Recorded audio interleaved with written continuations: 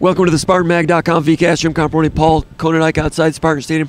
Harlan Barnett today spoke for the first time publicly as interim head coach, Michigan State University. A lot to unwrap there, Paul. First of all, Harlan Barnett said it was a lifelong dream to become a head coach. Of course, he dreamed about being head coach at Michigan State, but like he said, not like this. That being said, he's full bore into prep week mode for Washington, and also into getting himself acclimated with all aspects of the roster, not just the defensive backs who he's been coaching for the last 4 years. He's straight head coach mode. He's straight Washington mode. All the other soap opera stuff that those of us on the outside are, have been talking about and been obsessed with in a lot of ways. I get the idea that they are not talking. That they're thinking football. They've got X number of hours to kick off. He's a competitor. He's expected to come out and make a strong run at winning this game and winning this job. That this was all football today, and it was very much upbeat and energetic. Was that your take? Yeah, it was my take, and I think the people that were there, the reporters that were there, I think as a group, we're kind of in some ways tired of writing about this and want to write about football a little bit, because Harlan Burnett wasn't peppered with questions about Mel Tucker and all the things that have happened since not that very long ago, but since he was suspended indefinitely or without pay on Sunday. But it was about football, and it was about Harlan Barnett's vision within the context of this football team moving forward, and it was it was refreshing. It was nice to have something to change your eye level a little bit, but it was pretty refreshing because Barnett is he's always been an energetic, positive guy, but he is throwing himself all in. And you look at the fact that yesterday he met with 27 different players. That's a lot of players, even if you're meeting 5 minutes at a time amidst everything that's going on. He's trying to get Mark Dantonio up to speed. He's trying to get do all the head coaching stuff or get acclimated to that, meet with everyone he has to meet with. That's 27 players. And then also talking to recruits, making sure that everyone else is talking to recruits. So Harlan Burnett is all in, high energy guy, high care factor with him. And obviously I think when you have a situation like this, not always the perfect person to get being an alum, but I think with a guy like him, Michigan State is in his heart. He bleeds green. He cares about this university, and I think it's good for that guy to be like the figurehead of your program right now, because if people, like Dantonio used to say, people don't care how much you know, until they know how much you care. Harlan Burnett cares a ton, and I think that's something that the players can vibe off of and rally around. A lot of changes symbolically and even spiritually. I like that. That used to be a part of the Mark Dantonio way. You bring Dantonio back, he's going to be strong into that. Harlan Barnett shows up with a coat and tie like Dantonio used to do. Harlan Barnett shows up. Is that what I said? It's been a long week. Barnett shows up with a tie, formal the way Dantonio used to do. A lot of what he's doing going forward is Dantonio-esque, including bringing Mark Dantonio around. He was asked what Mark Dantonio is going to provide to him, and he said, calming influence, also just some details. Hey, there's going to be things that come up through the course of the week, through the course of a game.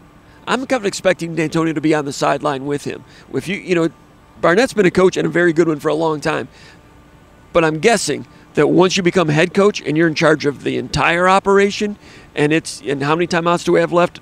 Game operation, game strategy. Having Dantonio talking into that thing is going to be very helpful for Barnett when they get into a close game situation and in other situations. And Barnett is looking forward to leaning on him and gaining from that. There's like some optimism there. He wants to kick this thing off and get it going. I'm sensing some optimism there, and it's not all like the program's going downhill. They want to pick this thing up and move forward with it. Like we said on Sunday, it's not a usual situation where a coach gets fired and the season's already in the dumps. They're taking a relay of a 2-0 start and zero expectations, and they're relishing that. Paul, am I wrong? No, you're not. And I'll tell you what, Harlan Burnett has been on the sidelines this year, and like I rewatched the Richmond game. I don't know why, but I did, because that's what we do, right? So I rewatched that, and I'm looking at what he's doing on the sidelines, and obviously as defensive backs coach, he's like laser focused on his guys, where they're supposed to be, and it's going to be tough for him on the sidelines not to be in that role. Now, Mark Dantonio as a Bill Belichick in that line, saving guy, Dantonio knows what Harlan Barnett's looking for in defensive backs. He knows how to communicate what Dantonio wants. Jim Salgado, I don't know if he's going to be in the booth. I'm assuming so, but Dantonio can relay anything that those two guys, whether it's Salgado or Barnett, want to the defensive backs, and Harlan Burnett can trust Dantonio to get the job done, and it's not a GA or something like that. No disrespect to graduate assistants, but Mark Dantonio is one of the best defensive backs coaches, in the last 50 years. One of the most accomplished defensive football coaches, in the last 50 years, and those guys are in the same wavelength. It's got to be awfully reassuring for Harlan Burnett to know that the day-to-day stuff, the sideline stuff that has to get done, the housekeeping stuff that has to get done at defensive back can get done by someone that he trusts. It really makes sense. Barnett needs help from a head coach leadership standpoint, and he needs help with the safeties. Dantonio is the perfect guy to do that. Right. And like Barnett says, they all speak Sabanese. So if, like you said, if Dantonio sees something, he can communicate that to Barnett, and just like 3 or 4 words, Barnett knows where it's going, what he's talking about. He gets the idea of what's going on instead of having to spend more time on that. Because when a football game is going on, it's critical how quickly things can get communicated. That's why so many buzzwords and code words in football are one syllable. It needs to be communicated quickly. He said Salgado's taking over the defensive backfield as a whole, but I would anticipate Dantonio being involved as well. And Dantonio and Salgado know each other from going back to Salgado's days at Princeton when he used to come up here regularly, pick the brain of the defensive coaching staff. Those guys are pretty tight. And what did Barnett say he had to bring Dantonio up to speed on overall? Because it's still a Scotty Hazelton defense, and Dantonio will just plug into that. For instance, and Dantonio will go along with it. But there have been elements this year so far with the way Michigan State's playing defense that have not been like the first 3 years at Michigan State. First 2 games, a lot more cover 4 zone, some cover 2 zone a little bit on Saturday. Not as much man-to-man. Now, against some opponents, they might try to go man-to-man, but it's been more zone, and it's been more correct. I'll talk about one play against Richmond. Michigan State sent Jacoby Windman on an inside blitz. By the way, he was arriving quickly, and that's a good-looking blitz when he was coming up the middle. Won't be available for this game, I don't think, but it's a 5-man blitz. It's cover 3 in the back, and they hit little hot route over the middle. In my opinion, Richmond got out and illegally blocked. They blocked people before the ball was received, so it really sprung the play. Dylan Tatum, cover 3, is dropping. He comes up to make the tackle. He doesn't go straight to the ball. He leverages it outside in toward his help and gets involved in the tackle and limits it. It's a 12-yard gain. If he would have went straight to the ball, maybe he holds it to 9 or 10. If he doesn't make the tackles down the sideline, it might go all the way. Right. But smart 11-man leveraged football. I realize it's against Richmond, but I was like, I'm not sure that happens last year or the year before. Now, against Washington's going to come in here and they're going to throw for 350 against anybody. 500 against anybody. Yeah. So when they're throwing for 380 or whatever, I don't think people should necessarily freak out that our defense sucks, is what we always hear on the game threads and everything. They're going to do it. They're going to put up numbers. But in terms of going forward and being good enough to beat Maryland, beat Minnesota, beat Nebraska, that's what this program needs to do. That's what Barnett needs to do to win this job. And there is progress. And now, and I think Salgado's had something to do with that. Hazelton is I think they've morphed a little bit. People might say they've been vanilla on purpose. I don't know. I think that there's been a metamorphosis there on defense. Hazelton's in line with it. Now Dantonio's going to come in, and like Barnett said today, everybody in this staff, there's no egos. If Dantonio has something to say, people will be listening. Right. And, that's my sense with a guy like Scotty Hazelton. I know people that have worked with him, and he's a guy that people like to work with. But in terms of like what you're saying coverage-wise and whatnot, it's going to be interesting because Barnett did say, like, he indicated today when someone asked about press man-to-man, and I can't stand, like, press man-to-man, never mind. We'll get into this. That's pretty lame, in my opinion. There's a reason why you have zone coverages, and there's a reason why you ask your pass rush to get after it. It's like I don't understand what people are looking at. The people that are like screaming about press man-to-man all the time are the same guys that are on Saturday are screaming at their kids for not attacking the ball when they're supposed to be in a certain spot on the soccer field in their zone. In my opinion, sometimes. So, but I digress on that. Barnett did indicate, I think, that maybe they have been a little bit vanilla. They will have wrinkles for Washington, and one of the things that Washington really hurt them with last year, and Aaron Brule mentioned this the other night, is the RPO stuff, so they'll have little counters and whatnot, but it's like you said, 350. That's yesterday's math. Washington leads the country in passing offense, and they do it because they don't have a running game, so they do a lot of short passing to supplement that run game. But I mean, they're averaging 500 yards a game in only 61 plays a game. So I mean, the big thing in my mind isn't going to be given up. Michigan State's going to give up yards, and so they've got to play sound red zone defense. You're going to give up yards, but you got to make plays in the red zone. Michigan State was pretty good at that last year. They got to continue to do that. And improve on that this year. They can't give up the coverage bust like we talked about the other night about the not being on the same page. You got half the secondary doing one thing and the other half doing the other thing. They cannot do that. And linebackers have got to do their part. They've got to help out, and it's going to be tricky. But there's a single-mindedness. I think this team is banded together, and when you talk about some of the changes in the program, like some of the signage is different. Like when we're walking in the football stadium, like some of the pictures that had Mel Tucker in it are no longer there. You can read what you want into that, but that's one of the symbolic things. The team prayer stuff, I know a lot of people are out there, like, they don't like it when sometimes we write about, guys' faith and whatnot. I get that. It's kind of cliche, but in terms of furthering team unity, the fact that you can come together with people with so many different backgrounds and be bound together in something as simple as prayer, there's something to that, and it's I think that helps with the chemistry. I like the team prayer concept. I like the fact that guys are encouraged to lead that prayer. And I think it's something like when you talk about chemistry that helps foster team chemistry. Well, they may not have seen the press conference. Okay. So what Barnett's talking about, and we're mentioning it because it's part of covering the team. It's part of the team. Right. It's what they're talking about. So this is part of the team. Barnett just mentioned that he said something we used to do when Dantonio was head coach is at the end of practice we'd get together and Dantonio would say, okay, who's got it? And what he meant was who's got the prayer. Right. Barnett said that he finished practice today and he said who got it.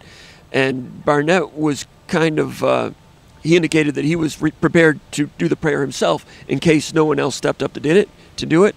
But as soon as Barnett said who's got it, someone right away leapt into it and they had a prayer. Dantonio used to talk about a team devotional they used to have and things like that. You might think it's no big deal, but as this team needs to come together as a group, like Paul says, it's these little things symbolically or in that way, actually spiritually, these are steps Michigan State's taking to try to get out of this. Where did this rain come from, Paul? When we set up, we're going to reset up. All right, we got halftime. It was sun shining when... all right, second half here, Paul. It's raining hard. I mean, when we started that thing 10 minutes ago, it was sun shining.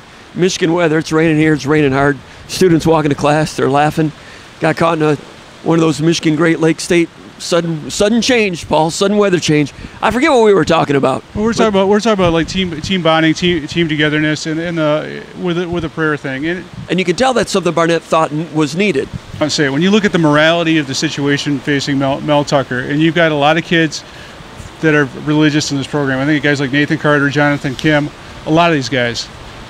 In that situation, it's another thing that casts a negative light on the morality of a football program. And a lot of these guys pride themselves on being high character guys.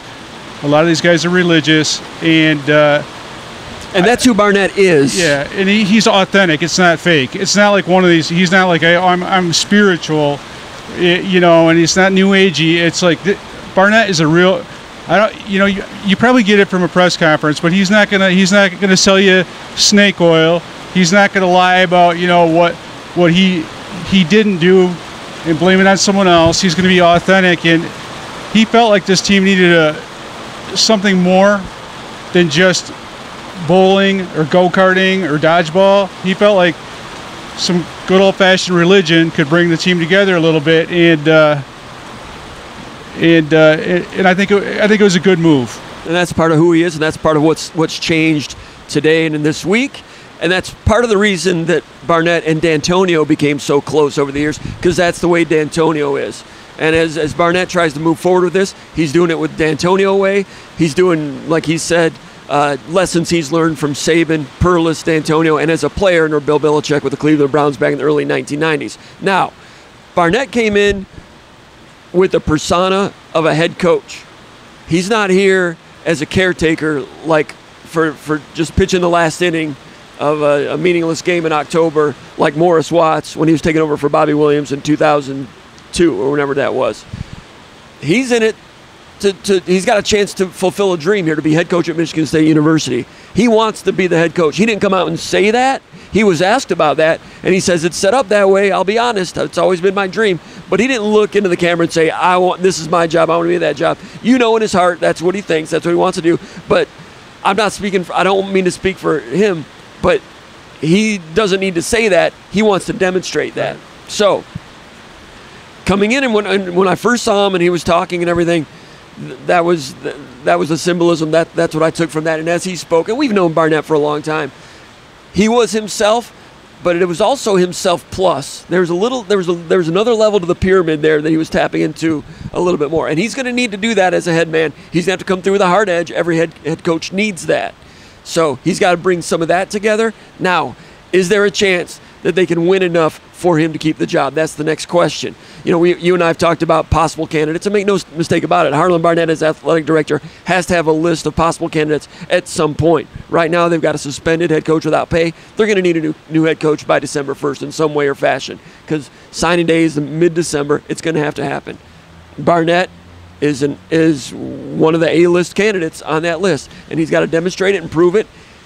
And I think he's got a chance to do that, Paul. Yeah, I think this situation reminds me a lot of when Matt Canada took over Maryland. I'll say that. Now, the difference between that, Matt Canada wasn't a Maryland alum or anything like that, but he did a heck of a job, and with the amount of talent that he had, he didn't get the job. They went with someone else, but this feels different than that program too, because Michigan State, it's not a dumpster fire personnel-wise or belief, regardless of what happens on Saturday. I mean, Michigan State could lose by 30 points on Saturday, 40 points, and it's no different than it was before, the weekend. But Barnett believes he's got personnel. It's not like everyone's like polishing off their resumes and putting it on LinkedIn or whatever you do for coaches right now. I mean, there's a belief there, and I think that they've got something to coach for. And the thing to me is I wonder, it's going to take a group effort. And Barnett mentioned that they have an elite coaching staff, and and I think what he meant by that is, well, they've got a lot of guys that have been around for a long time that he respects on the defensive side of the football. I know that. On the offensive side of the football, there's some pretty good coaches too. Courtney Hawkins is fantastic. And he's a guy that I look to, okay, so Barnett's your interim head coach. Who are going to be the guys that make sure that everyone's, toes the line? And when I look at those guys on both sides of the football, the assistant coaches, I'm not looking out there and seeing guys that are going to be like not bought in. They're professionals, and I think even like the guys like the NFL guys, they're used to that kind of thing. They're used to coaching on coaching staffs with when maybe there's a change, and the other guys are like Courtney Hawkins, like I mentioned, invested. Chris Kapilovic, he's just a professional. So there's a good coaching staff. I think they're going to help keep this thing together. There's good talent, and I think there's a hunger for Michigan State to kind of move beyond this and say, hey, this is not who we are. What happened off the field, it's unfortunate, and I know they feel sympathetic towards their former head coach, but they don't want this to define them or their season. And this is a rare case where it's not players that have done this. Right. Usually it's been players that have gotten in trouble at various programs.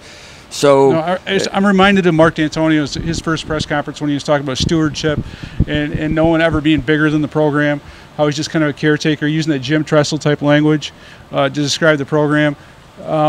Here's a chance for Michigan State to get some stewardship in that program again, and it's badly needed. They do not need hype. They do not need okay, who's wearing what Jordans, who's wearing what clothes, who's driving what car. They need authenticity. They need hard work, and they need good Midwestern values. And as far as hard edge coaches on the coaching staff, which is needed, Kapilovic can do that with his group as offensive line coach. As run game coordinator, he has the ability to branch out and get on others, tight ends, receivers, the quarterback making the right play call. He has the personality to really go hard edge. I've seen him coach. He reminds me of Gene Cady a little bit. He will really get on somebody and then smooth it over immediately. You're better than that. So he reminds me of Cady a little bit.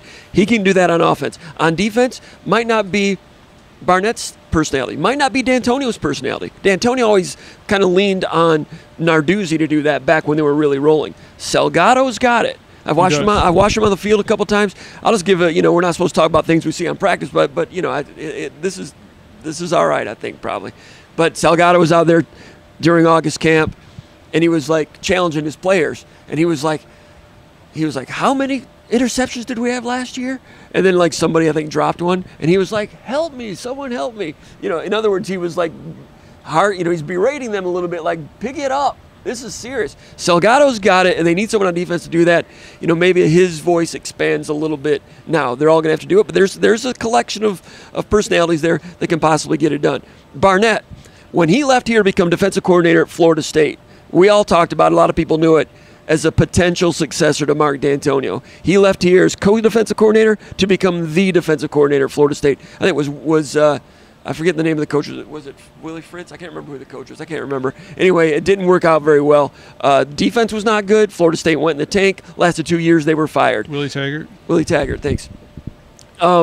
It was clear he wanted to go there, prove himself to possibly become the man later on. Here, let's face it, not unlike what Dwayne Stevens is doing at Western Michigan right now. He's in training to possibly be a successor. When Barnett left, he was on the short list, on the radar to be a successor. Some successor was going to be needed at some point when Dantonio moved on.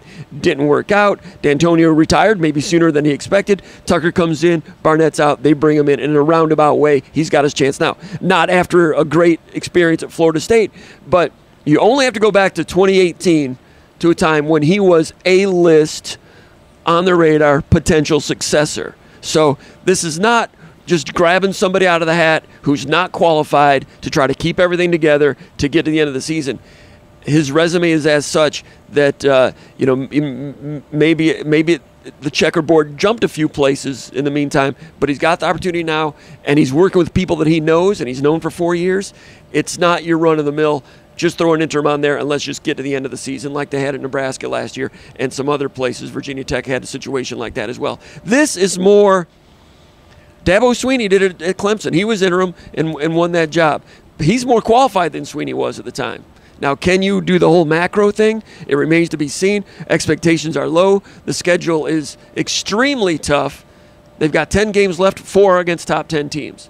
So there's a lot against them. But they're working hard to try to make some statements, Paul. Yeah, and this weekend is going to be pretty interesting in my opinion. I was watching the Washington press conference yesterday, and frankly, the coaches out there are a little bit alarmed that they think that Michigan State's going to band together, and they expect Michigan State to play a very good game. And Michigan State, after getting their teeth kicked in, falling behind 22-0, they did pretty well out there. Now you can say, well, they kept hitting, and they've always kept hitting under Tucker. Yeah, and I think, the big thing to me is, which is no small thing. Go ahead. I'm sorry.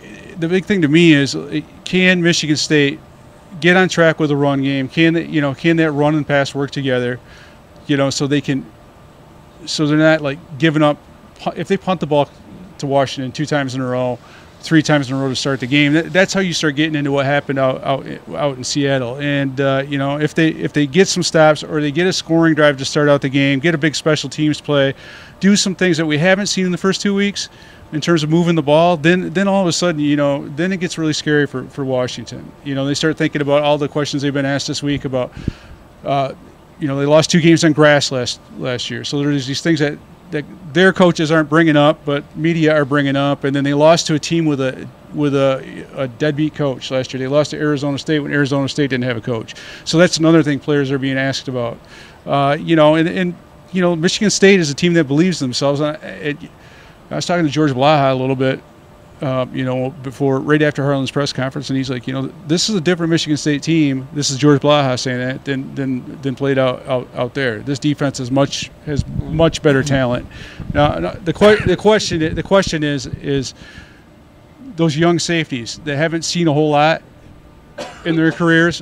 Is, Kellen DeVore, Absolutely. Is he going to dial up some things Yes. that they haven't seen before? Yes. And is that going to lead to some busts that we haven't seen before? Because to this point in the season, we haven't seen any busts, but they haven't, except for that one touchdown play against Central Michigan, which wasn't super complicated, but they hadn't seen it on tape. That's the only time they've really, really been tested.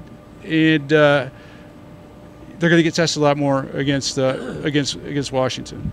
Full throttle. I mean, Washington, you watch them. I mean, Penix this is a great year for college football quarterbacks. It is. And he's amazing. And the way that they do motions and spring people open with a look they haven't shown the entire game, and boom, someone's open right now, and boom, he's zipping it. Dunze, McMillan, Polk, big-time receivers, big-time play design, big-time quarterback. It's a lot to handle. Paul, I got to sign out. This is the best receiving group that they'll have faced since Ohio State last year.